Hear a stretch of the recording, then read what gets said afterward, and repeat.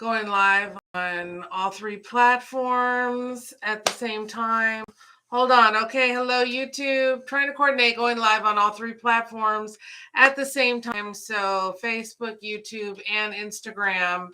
Hello. I know y'all are not used to seeing me during daylight hours.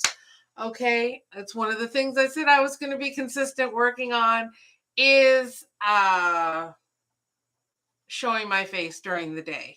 Okay, during the day I usually do research and I sleep, and I'm really on at night. Like at night, y'all, it's going, but not so much during the day. So anyway, I'm thankful to be here and be live during the daytime hours, transitioning from a nighttime content creator to a primarily daytime content creator. So happy Sunday to everybody out there. Give me one more second while I see what's going on with my Instagram. I don't know what's going on, but anyway, we're not gonna stop. That's not gonna stop. So today I'm gonna go live twice today. This is my first live, and for those of you who may not know me too well, I love the Bible. I am passionate about being a Christian. I did not get saved until I was 34. I did not grow up in a religious household. So I had two parents who grew up in religious households, and they did not want to burden me, very religious households, and they did not want to burden me with religion. And so religion was not a thing in my house at all whatsoever. And I felt called to the Lord at a very young age. My parents were very gracious and took me to church, even though, they weren't necessarily in agreement with all of that. And I followed the calling of the Lord. I knew I was looking for him, his presence. And I literally went from the time I was little, until the time I was an adult, to hundreds and hundreds of churches. And anyway, to make a long story short, I found the Lord. And I became convicted prior to getting saved. Strong conviction the Lord laid. Let me tell you, I don't know if anybody's been convicted the way I was. I was very strongly convicted prior to getting saved. And anyway, I love the Lord. And one of the things that I'm so thankful for is that I'm really able to, I feel a lot of times, and let me tell you, the Lord uses everybody. Everybody has a purpose. But sometimes it is difficult for people who grew up saved to speak to people who are unsaved, because they don't understand the life they've lived or the situations they've encountered. And sometimes they can be a little judgy of the unsaved. And I'm thankful that I lived for so many. I'm not thankful that I lived for so many years unsaved. That is not the statement that I mean to make, because I did a lot of things and encountered a lot of hardships and heartbreak that I know I would not have had I been saved. But I will say I'm thankful for the experience, the life experience that I have had, because of course, it helped shape me to be the person that I am today, right? Obviously. And also because I'm able to speak to people, and I know where people come from. Like I know where people are coming from when I speak to them. Like I've been there, I've done that, I've experienced this. And I don't know. I just feel like it gives me a unique perspective on um, Christianity and getting saved. And also, I know what the Lord has done for me. I know he has done true miracles. Like, I know when I say, there's that song, I know the Lord is real to me. I don't sing, don't judge. Okay, but I can say that I truly know the Lord is real because I know what he has done for me. Like I follow God not because my grandma taught me to follow God and my mom taught me to follow God. I follow God because I know what the Lord has done for me. I know that he is real. I know that he lives. He is on his throne. He performs miracles. I have seen miracles.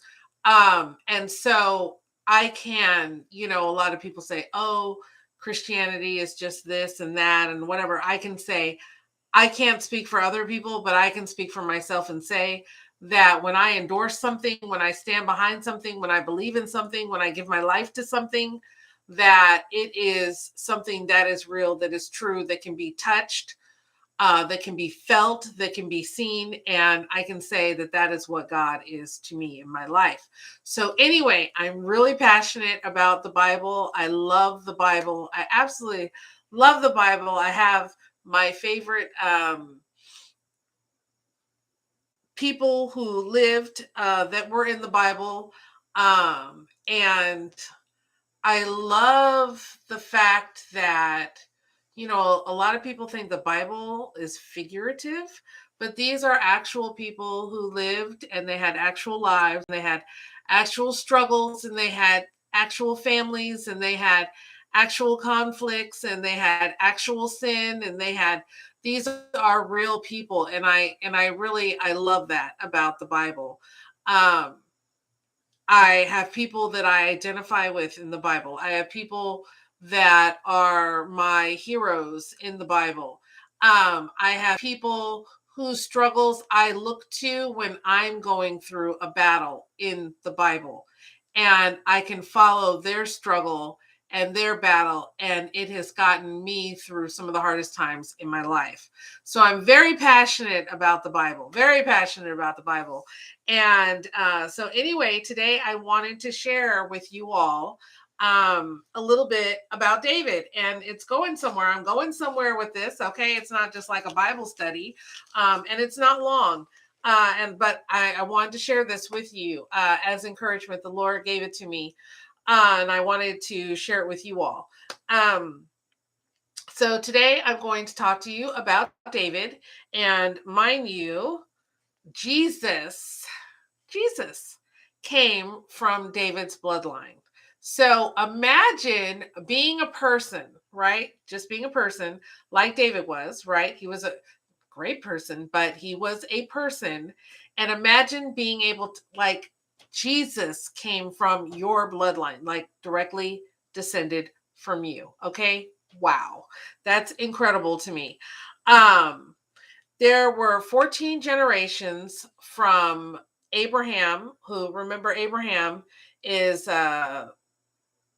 what is the little song that my kids do? They have a song that's so adorable. But anyway, it's Father Abraham. Abraham is the father. He is the first one to be called to follow God. So there are 14 generations from Abraham to David. Okay, 14 generations from Abraham to David. Then there are 14 generations from David to the exile, okay, in the Babylonian exile, the Jews Babylonian exile, the Hebrews Babylonian exile, 14 generations from David to that.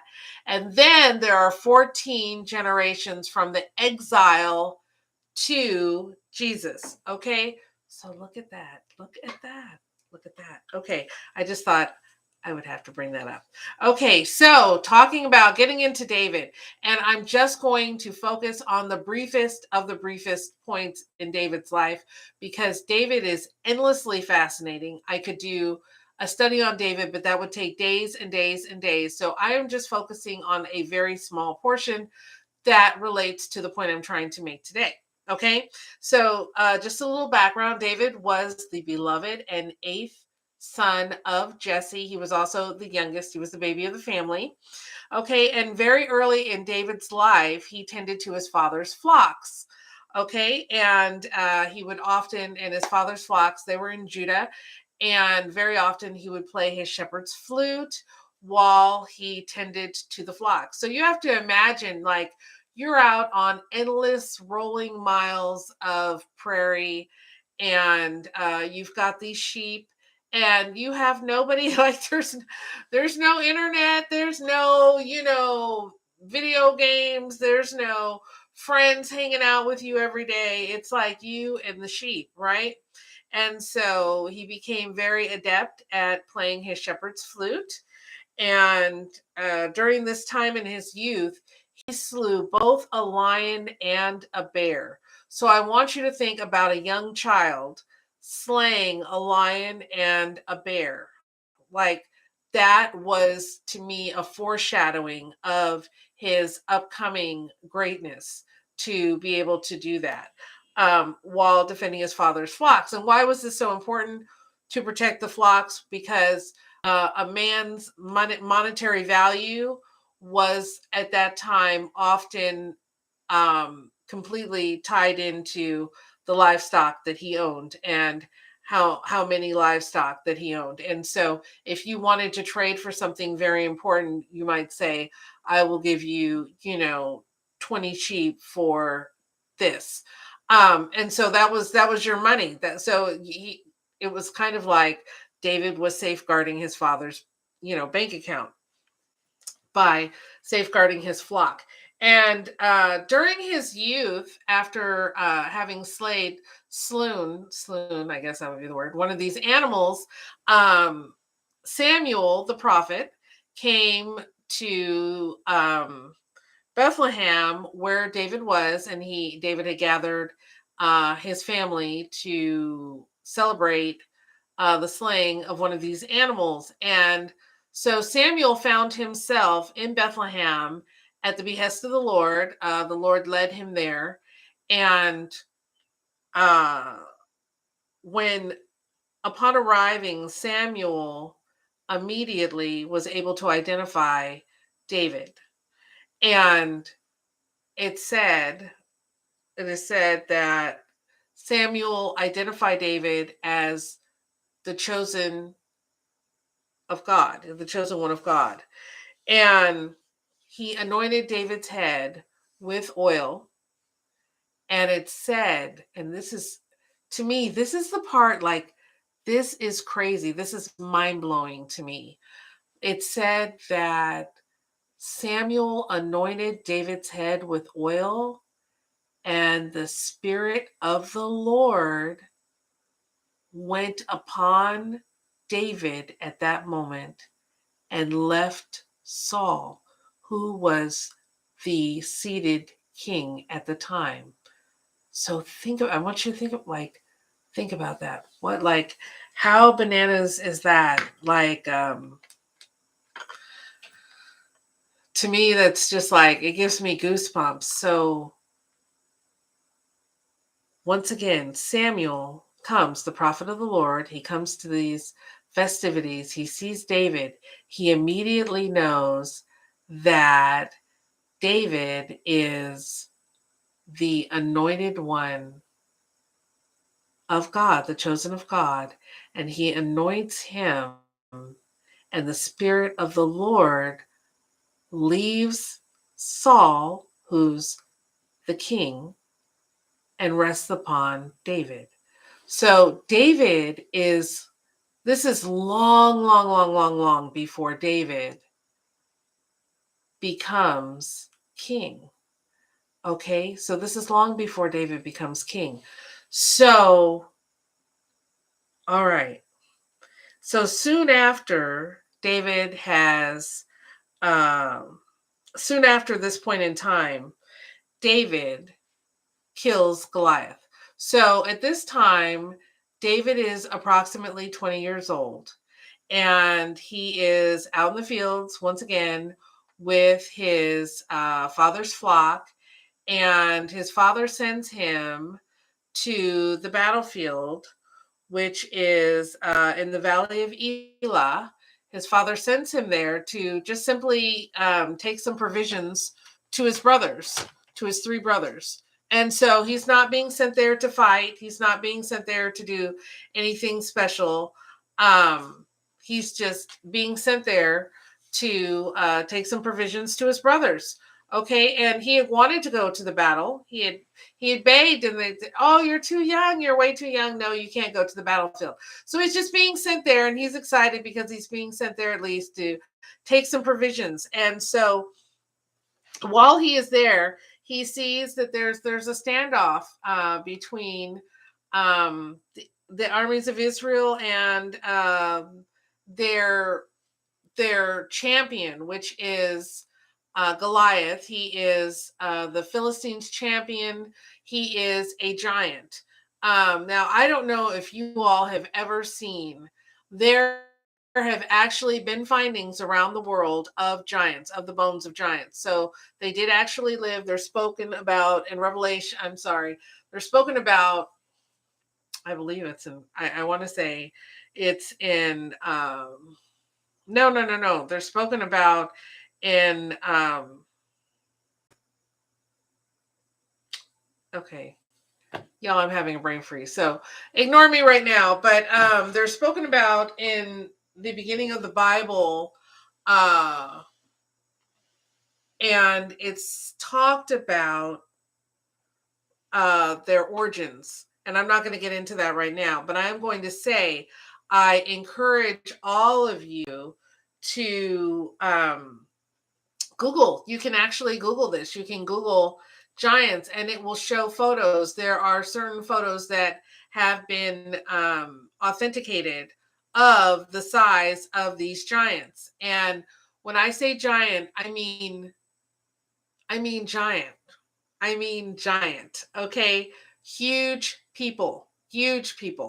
And so to think of this 20-year-old boy who's probably not fully grown yet, and he sees what's going on, he assesses the situation. They are unable to get the victory. His people are unable to get the victory against the Philistines because of this giant who is the pride of the Philistines.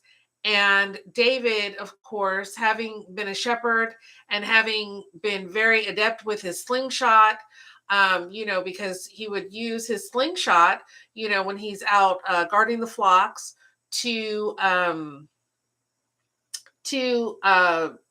hurt, maim, or kill uh, marauders, animals that would come against his father's flock. And so he goes over to a brook and he takes a stone and he puts it in his slingshot and he fells Goliath. He hits Goliath's center of his head and Goliath topples. And when Goliath topples, he goes over and he cuts his head off. And so here, this kid comes out of nowhere, who's not part of the actual battle, who's not a soldier, right? And he comes and with a slingshot, okay, he knocks down the giant and then cuts his head off. All right. And so obviously, after winning the battle, and then that action drove back the Philistines, and it said that they did not drove them all the way back to certain areas, and they did not come back again. And David, of course, was a celebrity. Okay, he was a complete and total rock star after having performed this act. And so now Saul, who the Spirit of the Lord, it said the Spirit of the Lord left Saul after David was anointed by Samuel. And so Saul sees this huge popularity of this. And it said, in the Bible, it said that David was attractive, so he's young. This kid is young. He's attractive. He is a war hero now. And he's gaining huge popularity. And Saul feels very threatened by David. Now, prior to this time, Saul had called upon David to come and soothe him when he would suffer from these headaches and these attacks of, it says, melancholia, which is depression. So Saul suffered from depression. And he would have David come and uh, sing for him, because David, we think of Psalms, which are songs, Psalms in the Bible, that's songs. And uh, David was very skilled at singing. And so Saul would have David come and sing to him prior to this time. And David seemed to be the only one that could get him out of these moods that would strike him and attack him that he was plagued by. And so now Saul becomes very jealous of David because David is of great renown. Everybody's talking about him and saying his name. And Saul becomes very insecure and he becomes very jealous of him. And he decides that um, he's going to try and end his life. Right. And so Saul devises all these different plots and plans against David. And it says in the Bible, it says David's subsequent popularity awakened jealousy in Saul, which is spoken about 1 Samuel 18 verses 6 through 16. And it says he hated David, whom he had previously loved. And it says he devised various plots against him, right? But it says, but with all of his carefully laid strategies, still David prospered exceedingly. Still David prospered exceedingly. And that's what I wanted to talk about today. I wanted to tell that little part of kind of like the rise of David, but also to talk about how David prospered exceedingly, how no weapon formed against you can prosper. If you are under the favor of God, no weapon formed against you can prosper.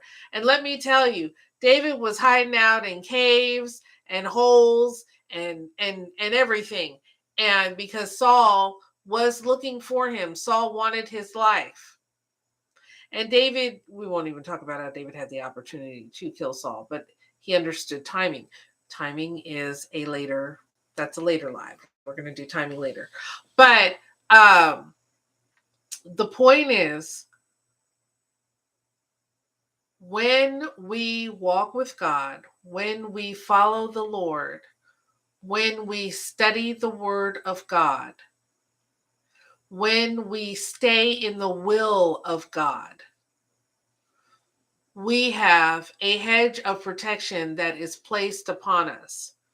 We are unable to be touched. When God is with you and when God is for you, you cannot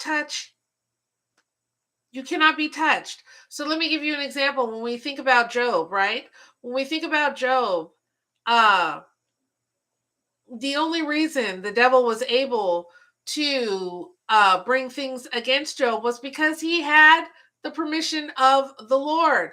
The Lord would not, without the Lord's permission, Job would not have been able to be tested. Okay. Child, I don't know what that is. Somebody stomping or something upstairs in my house. Sorry about that. But when the Lord protects you, when there is a protection around you from the Lord, that doesn't mean that nothing will happen to you. It does not mean that you will not be tested. But what it does mean is that you cannot be taken out. When favor is upon you, no one can remove that favor, no matter what they try to do to you, how they try to take you out. Okay, and that is why we have to stay so close to the Lord, because often when we go through tests and trials, often we can succumb. It can be us that succumb. We can be the one, the Lord can have our back, right? But when the test and the trial comes, we can just give up. We can just fold under the pressure, right? and we can find it to be too much for us when we are still being divinely protected. When and I'm trying to articulate how I can put it. But the thing is, when you have the Lord on your side, when something comes up against you, you have to have the understanding and the perspective of, I can fight this because the battle has already been won. The battle has already been won. The devil is a defeated foe. The battle has already been won. And I know this is hard to remember when you are feeling depressed, when you are feeling overwhelmed, when something truly terrible happens to you and you feel like the Lord's favor has left you. But let me tell you something. The devil is a defeated foe. And this is something I try and remember, and I try and tell myself over and over and over again. This is a test. Just like, when, if y'all are old enough, you remember back in the day on the television set at night, it would come on beep, and the rainbow stripes, and it would say, this is a test of the National Broadcasting Service. This is only a test. If this were real, okay, and that would come on, and you have to remember, okay, the TV it hasn't stopped working. It's not broken. This is just a test. This is a period of time that I have to watch this screen before I get back to my regularly scheduled programming. The same thing. When tests and trials come up against us, we have to remember this is only a test. This is not my reality. This is not my daily living condition from here on out. Okay, things are going to resume and get back to normal. Things are going to, I am still under the favor of the Lord. I still have the Lord's protection, but I'm experiencing a test, which is meant to be a season of discomfort to get me to where I need to go to next, right? Because here's the thing about us as people, we will not change. Very few of us change in and of our own accord or because we want to. Very few of us. Most of us change because a set of circumstances comes along which requires us to level up, which requires us to do something outside of the norm, outside of what our day to day is, that requires us to readjust or to rethink or to reevaluate. And that is typically why most of us change. It's not because we just wake up and we say, oh, yep, today's the day I'm going to change. Today's the day I'm going to be a whole new person. That is not typically why. And so we have to remember that in order to get us to change, in order to get us to the next level to where we need to go to, you have to go through a little something, right? If everything was happy and beautiful and wonderful every day, you would not appreciate what you are given. Is that not true? If somebody just handed you, if you needed money to fill up your gas tank and somebody just handed you money, you would be super appreciative, wouldn't you, the first couple times? But then you would eventually find yourself at a point where you get to the gas station and you'd be looking around with indignance, like, where's the money for my gas? Who's going to come up here and give me money to pay for my gas? You would not be appreciative. And the Lord knows that about us. He knows that we as people can very easily and quickly fall into a state of complacency where we expect things when things continue to go well. We expect things to continue to go well, and we can become unappreciative, and we can even become nasty when things do not go the way we expect them to, when they have been going that way for so long. And so by experiencing pain, by experiencing discomfort, by experiencing disappointment, these are things that sharpen us. These are things that draw us closer to the Lord. And that's where He wants us to stay. He wants us to stay close to His breast. He wants us to stay protected and shielded underneath him. He wants us to need him. He wants us to be as children. Now, we as adults feel very empowered. Very often, we feel very empowered. We feel very entitled. We feel like we know what's going on. We feel like we're in control, especially maybe if you have a job and you're paying your bills and you're putting food on your table and you're taking care of your children and all these other things. You can start to feel very empowered in and of yourself. And you can forget, like, why do I need the Lord? I have my degrees, I have my job, I have myself, I'm very reliable, I'm very independent. And the Lord wants to remind us that while yes, you may be those things, but you are those things because I have granted and allowed you to be those things. And you still need me because I am the Alpha and Omega. And so he wants us to always stay in memory of the fact that we need him. This is why I truly believe people get into car accidents or people suffer losses of different types because he wants to draw us near because he loves us. Because here's the thing about God. We tend to look at as people, we tend to look at the here and now, right? The immediate situations, like how am I going to pay my bills next month? Or,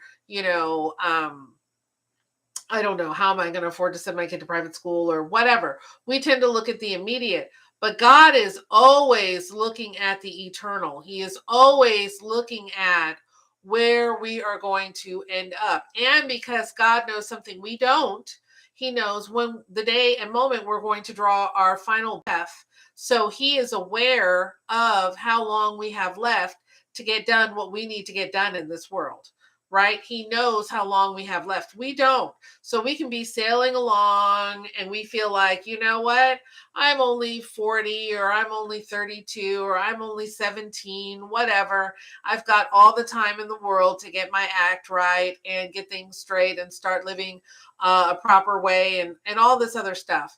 And the Lord knows that you're going to be taken next week. You're going to be taken by a stray bullet. You're going to be taken by a heart attack. You're going to be taken by a car accident. He knows this. And so he is always focused on our eternal. That is his focus. And so his attitude is, I don't care what you have to go through here on this earth. I don't care what you have to suffer through here on this earth if it's going to draw you closer to me. If you don't draw closer to me on your own, or if you need a readjustment, I will give it gladly to you. That's the Lord's attitude, because he's not worried about your temporary pain. He's looking at your eternal salvation. He's looking at you meeting the mark. And because he loves you, he wants you to get into heaven. He wants to assist you in whatever way possible.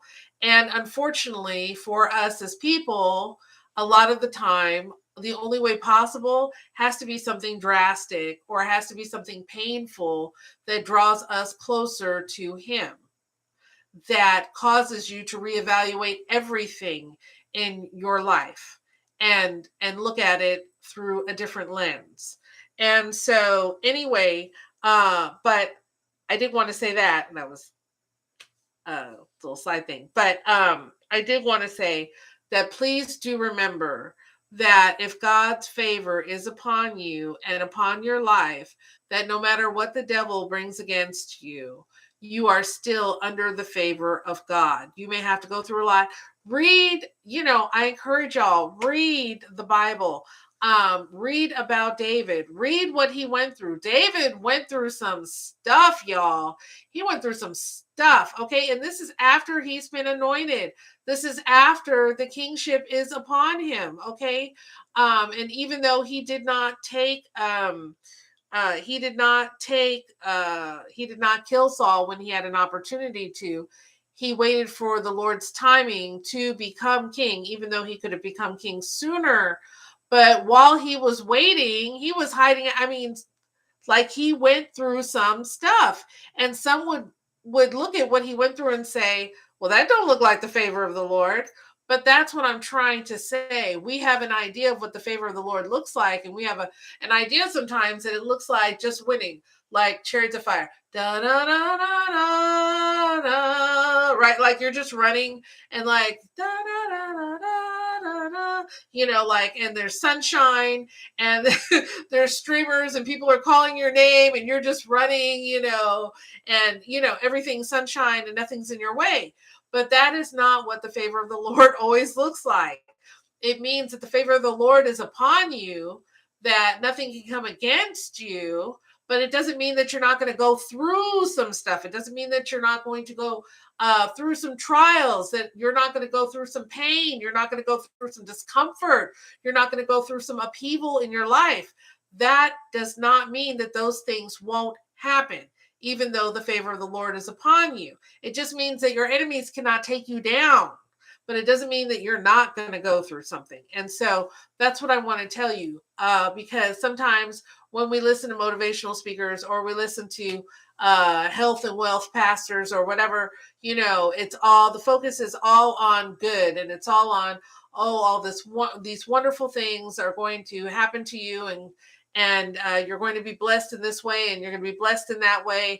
And they don't talk about what you may have to go through in the meantime, in between time, to get to where you're going. Okay. My father was born on a dirt floor. Okay. Literally came out of his mother and hit a dirt floor. Okay. But if you look at where he ended up a multi-millionaire, okay, during his twilight years. But people don't want to hear about what he had to go through in order to get up to here. Born on a dirt floor, ended up over here. For y'all on Facebook. But people don't want to talk about what he had to go through to get there. It was not an easy climb. He suffered many, many, many things. And the point is that people don't want to talk about the suffering. They don't want to talk about the things that you have to go through to get to where you want to go. They just want a clean and clear, easy descent. And this is why when somebody says, I can make you 6 figures per month if you just buy my e-guide for $19.99, that's why they're millionaires, because people want the easy path to get to where they want to go. They don't want to hear about the work and the time and the sacrifice that it's going to take to get there. And let me tell you, for anything that is worth having, there is going to be a price to be paid. It's the way it is. So I do, though, want to encourage you, and just wanted to bring that up. If you're living for the Lord, if you're living in the Lord's will, under the Lord's will, and the Lord's favor is upon you, nobody can come against you.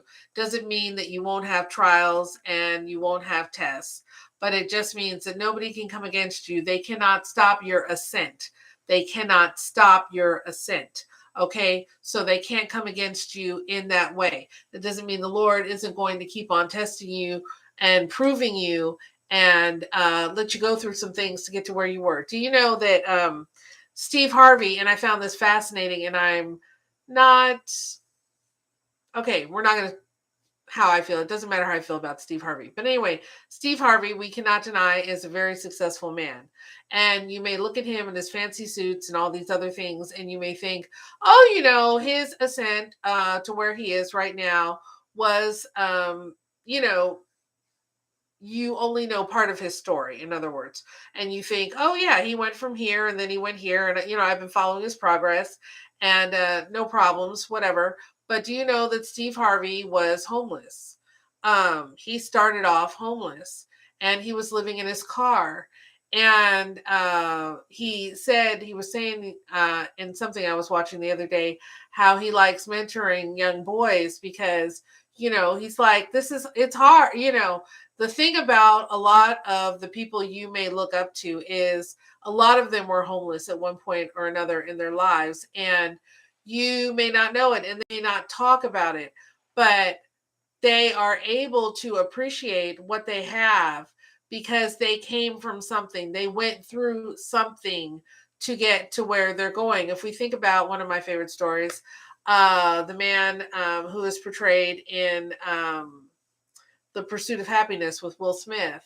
And I think about the scene where he is, I believe it was in a subway station, or some kind of rail station, and he's in the bathroom with his son because he needs somewhere. He wasn't able to get in the shelter for the night, and he needs somewhere safe where his son can sleep for the night. And he's holding his son and cowering over him in a protective position while people are banging on the bathroom door. And that is all he had. That was the only safe space he could find at that moment in the world for him and his son. Okay, people go through something.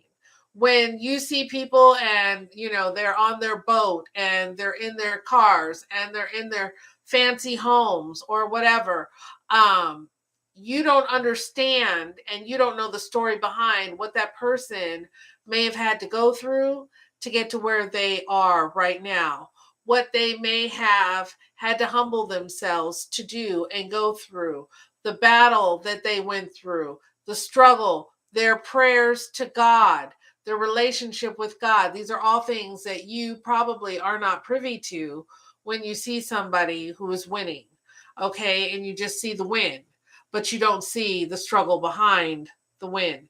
So I just want to encourage all of you out there. I want to encourage you, if you don't know the Lord, to get to know him. I'm just going to tell you, I am I am a thinker. I am not someone who's follow, somebody didn't walk up to me and say, hey, follow God. No, because I'm not a follower. I don't follow people. I don't follow things.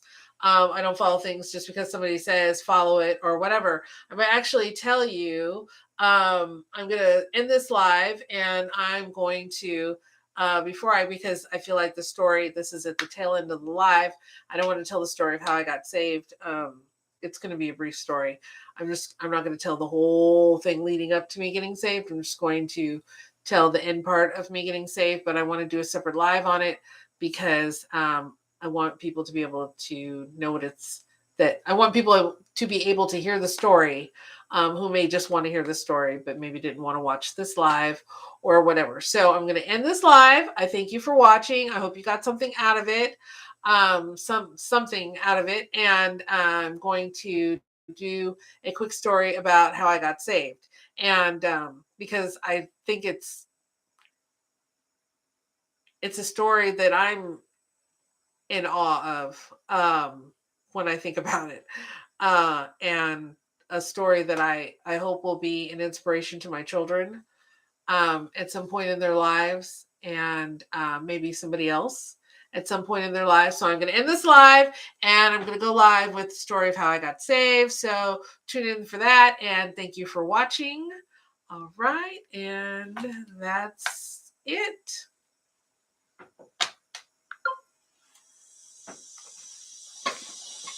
Okay.